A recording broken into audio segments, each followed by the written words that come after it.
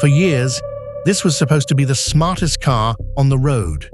A diesel that was fast, went forever on a tank, and was clean enough to earn government green car tax breaks. Volkswagen sold it as the answer to electric cars before electric cars were ready. There was just one problem. It was a lie, built into the software.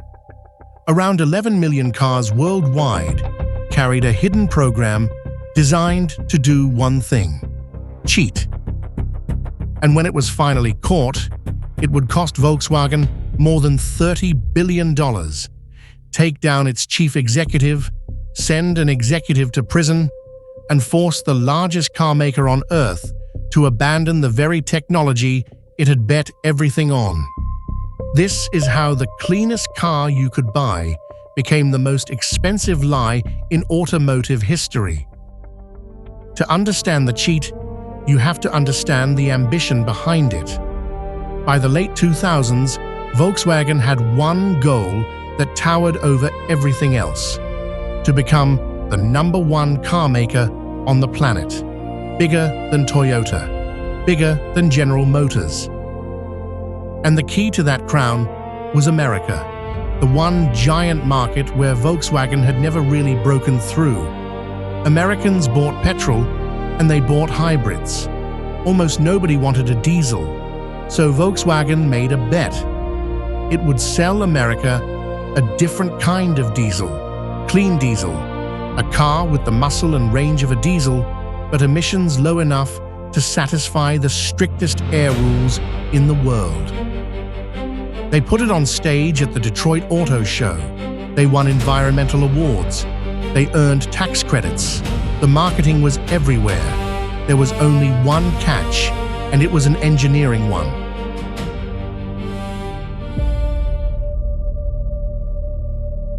Here is the problem Volkswagen's engineers were handed.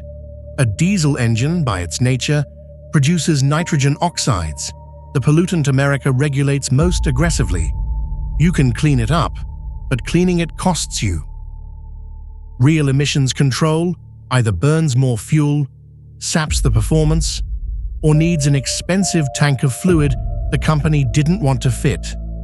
Volkswagen wanted all of it at once: the power, the fuel economy, the low price, and emissions clean enough to pass American law. The engineers couldn't do it. The physics wouldn't allow it.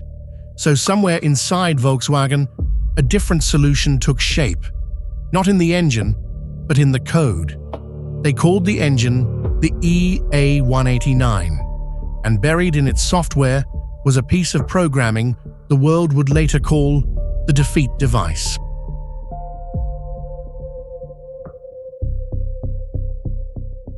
The defeat device was, in its own dark way, brilliant.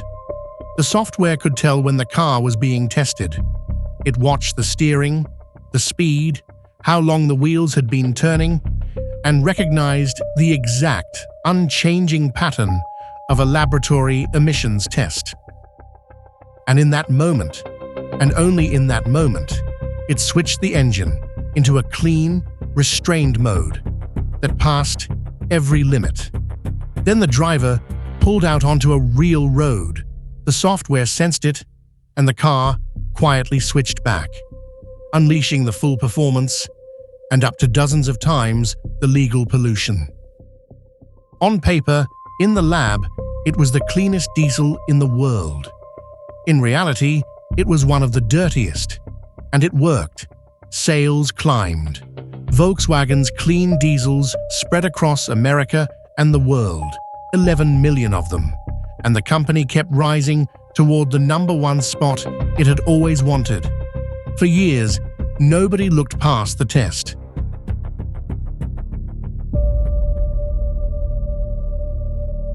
And then, in the most unlikely way, it all came undone.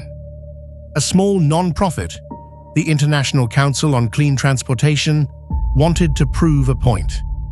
They believed Volkswagen's clean diesels were so good that they could be used as an example to push Europe toward tougher rules. So they hired a university lab, West Virginia University, to do something simple that almost nobody bothered with. Test the cars, not in a lab, but out on a real road. They strapped equipment to a couple of Volkswagens and drove them down the highway. The results made no sense. One car was putting out as much as 15 to 40 times the legal limit of pollution on the open road, while still passing perfectly in the lab. The researchers thought they had a broken sensor. They didn't. They had stumbled onto the biggest cheat in the history of the car.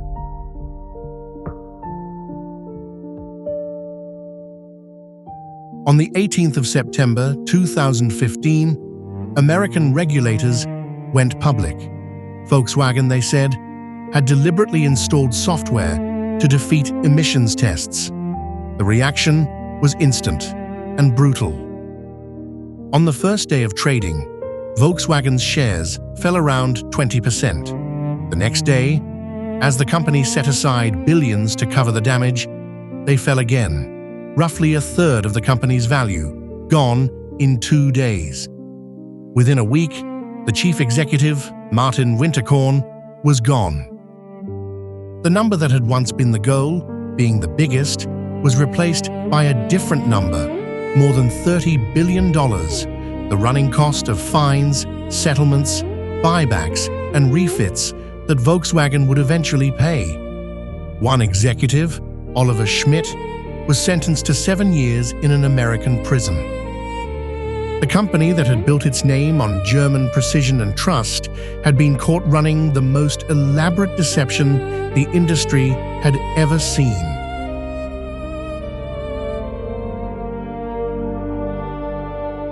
But here is the twist that makes this more than a scandal.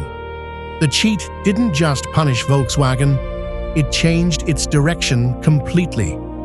Diesel, the technology Volkswagen had staked its future on, was now poison. Its reputation, its marketing, its entire American strategy, gone. So the company did something extraordinary. It turned away from the engine entirely and bet everything on the one thing it had spent a decade pretending diesel could replace: electric cars. Volkswagen poured tens of billions, and by some plans, more than 180 billion euros, into going electric. The diesel that was supposed to be the bridge to the future was torn down, and Volkswagen was forced to actually build the future instead. Out came the ID models, electric from the ground up. The company that cheated on emissions became one of the largest electric car makers in the world. So, did Dieselgate break Volkswagen or remake it? The honest answer is both. It cost more than $30 billion, the trust of millions of owners, the freedom of at least one man, and the career of its chief executive. But it also did what years of pressure never could. It forced the world's most committed diesel company to give up diesel and go all in on electric. There is a hard kind of irony buried in this story. To sell the world a future its cars couldn't deliver, Volkswagen wrote a lie into the software. And the punishment for that lie was being forced at last to make the future real. The cleanest car you could buy was a fake. What replaced it had to be the genuine article.